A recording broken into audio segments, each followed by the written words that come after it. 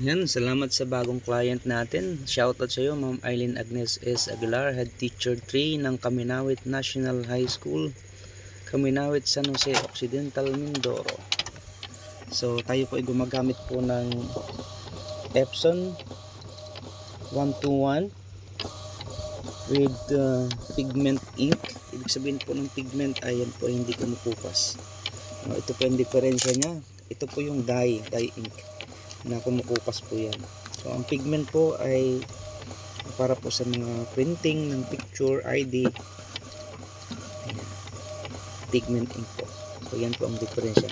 So ang setting po ng ano po pag kayo nagprint sa bahay nyo, print nyo lang. Halimbawa ay mag-print kayo, dapat po dito sa properties, ayan, yan, dapat po ay Epson Glossy, and then sa more settings, yan, more settings, isagad nyo po yung ano, yung speed, quality, yan, para talagang ma-maximize na Epson yung quality. Kaya makita po natin maya, WYSIWYG.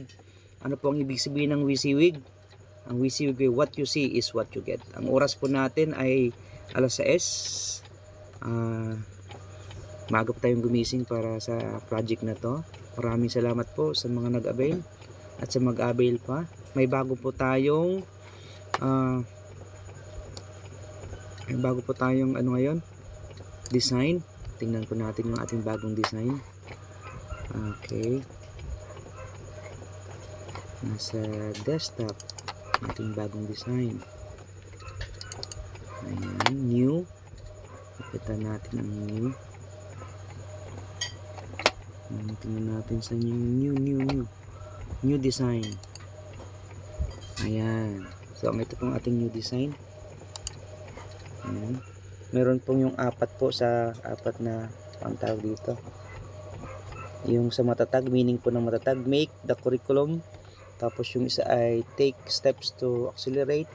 Pangatlo ay take good care, and then give support. Yan po ang ibig sabihin po ng matatag. So ito po yung ating bagong design, mga sir and ma'am. Okay, salamat po.